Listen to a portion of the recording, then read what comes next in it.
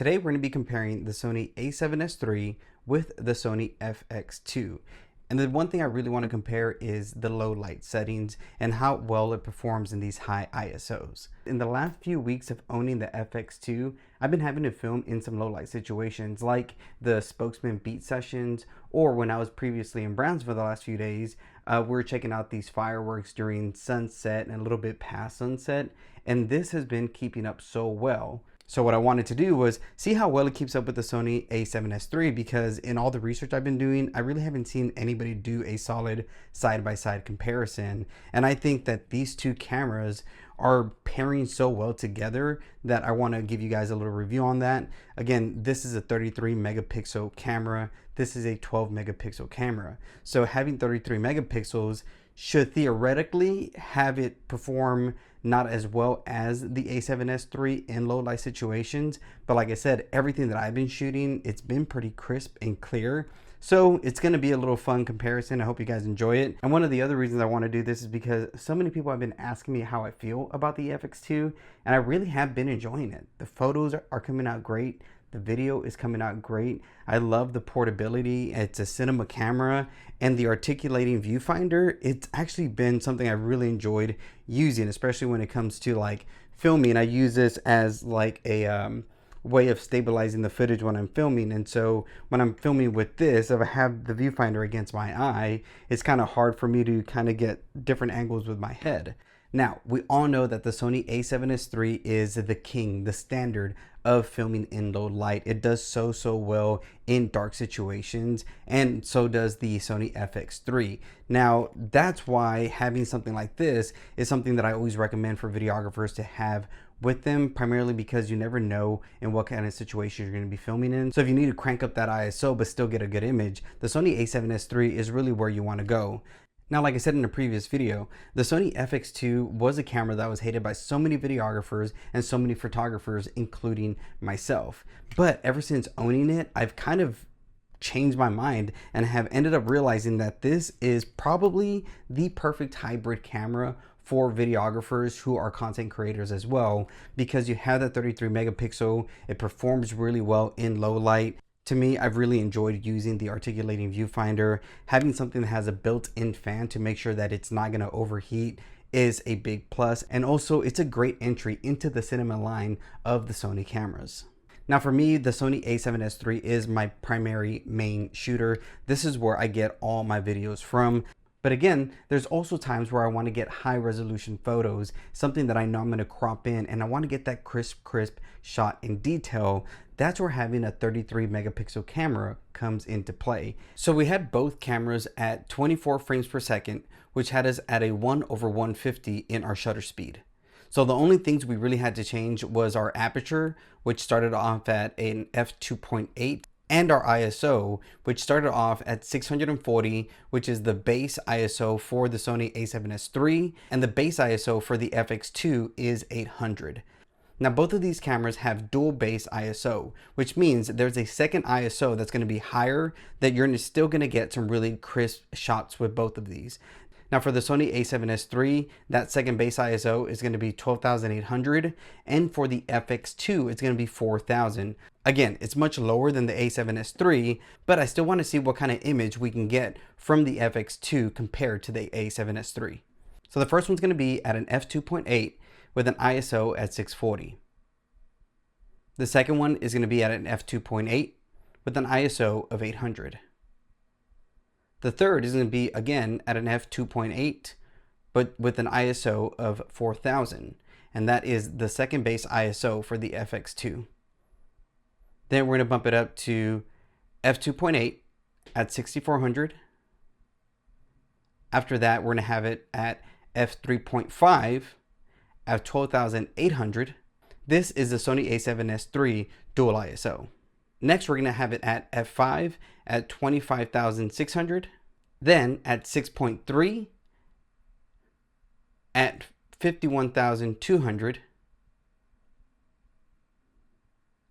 Next, f10 at 102,400. And lastly, for the Sony A7S III, because again, it's the king of low light, we have it at an f9 at 409,600. All right, so I still think that the king of low light is the Sony A7S III. There is no way that we can deny it, especially when you can get at such a high ISO as you can with this. It's insane. But once again, the fact that you have a cinema line camera that you can get this kind of video quality and this kind of photo quality is insane. Especially right now, the price has been really well, and I even got this one on one of the Sony trade up events that they have at Precision Camera. So I traded in my Sony A7C and a couple of lenses, and so I was able to get the camera body with, you know, with the XLR handle and the Tamron 35 to 100, all around $2,500, which is freaking crazy. It was a steal, and I'm happy that I got it. And like I said, going in, I was hesitant because of what so many people had said about the FX2 and how it performed. But after using it the last few weeks, to me, I think this is my new favorite hybrid camera because it really is a hybrid camera. I think the A7S III is a great videographer camera if you want to go into starting a videography career and all that kind of stuff. Especially for social media nowadays, these cameras perform so well. But to have a cinema line camera that can get some really great beautiful photos and that has all these features that the FX2 has at the price point, I think it's a great idea for you to buy it as a second camera.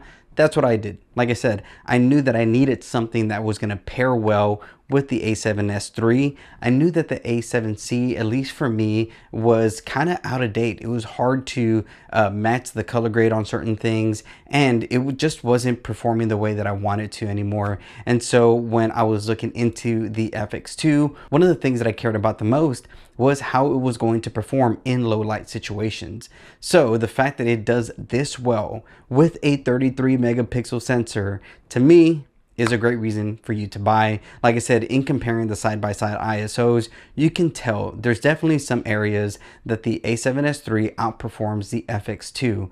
But again, if you know how to use your camera settings well, and if you know how to adjust everything the way that you should, whether it's by getting more lighting or by getting lenses that can go down to maybe an f1.8, 1.4 or 1.2, this is where this camera is going to start shining for even a main videographer camera. So if you're starting out and you can't afford an A7S III, an FX3, an FX6, right? But you still want to get really good quality. You still want to start diving into the cinema style of things. You want to get more cinematic with your content creation or whatever it is. Or maybe you just want to level up for your clients, right? Maybe you think, hey, I've been filming with the A7 III or maybe some other camera, and you want something that is going to last you for the next 5 years of your videography career. I think the FX2 is a very smart buy. Like I said, I thought at this point I probably would have not regretted it, but had seen some of its downfalls or maybe some of its blemishes. And I haven't, right? A lot of people talk about how the viewfinder is a little annoying because you can't pack it right. I don't have any issue packing it. It fits really well in all my camera bags, for one. Two, it's still a really good compact size. Also, I like the grip on this much more than the A7S III because it's a little bit bigger, a little bit wider, so it allows me to get a better grip on it. And like I said, just having that fan built in gives me that extra security of knowing like, this thing ain't gonna overheat, especially when I'm doing interviews or testimonials or being in Texas, right? Filming out in Sky, Texas and other areas where I'm gonna be in the freaking sun for the majority of the day. It's great to know that this thing isn't gonna overheat and that it's gonna keep up with me as I'm moving and going and switching and doing everything that I do. So the FX2 has been such an impressive camera. I've really enjoyed it. And again, knowing that it can keep up with the A7S III in low light situations. Again, it's not going to do great, and this is where you get some different software that can maybe clean up some noise or sharpen up your footage. And you know, to me, CapCut does a pretty good job of doing that with its built-in denoiser and sharpening. So again, you don't need to go out and buy new software. Just get something like CapCut, you know, get it for the month or whatever it is, and there you go. In all the research that I've been doing, I've been thinking to myself, like, somebody has to compare this with the A7S III because it's such a great camera. People are still buying this camera, and I'm seeing more comparisons with the FX3 or with the Lumixes and all that kind of stuff. But as a Sony videographer, who owns an A7S III. Again, this is the A7S III was one of the most popular cameras that was purchased, right? If you're a videographer, if you're in the last like 5 years, this was a camera that you should have. And so knowing that there's a lot of people out there who probably still have this camera, who are looking for a second shooter, who, you know, probably want some of these features that's, you know, with the photos, with the fan and all that kind of stuff. It's been weird that I haven't seen anybody else really talk about it, or maybe my algorithm just isn't showing it to me. So I decided to make this video. Hopefully it helps you guys in trying to see whether or not you want to purchase it. Like I said, to me, it's a perfect second shooter camera. If you need this as a B cam or something that you're taking around, vlogging, having fun with, this is perfect for all that. It can meet your professional needs and it will meet your hobby needs. And if you're new to the series, I will be 40 in the next 24 days, something like that. And so to me, I'm just trying to get all this knowledge out of my head and onto the camera. And one of the things that I remember when I started becoming a videographer a few years ago, I would say maybe 5 or 6 years ago, talking like this, sharing these kind of views, thinking that I knew what I was talking about was kind of like outside of my scope, right? I would hear terms like, you know, aperture and ISO and you know, how do you color grade, and you know, D-log and F-log and S-log, or not F-log, S-log, you know, S-log 3 and all this kind of stuff. And I remember being like overwhelmed because it was like, man, I'm never gonna learn this stuff. It's impossible for me to understand these things, right? And I would beat myself up thinking that I could never be a stable, successful videographer.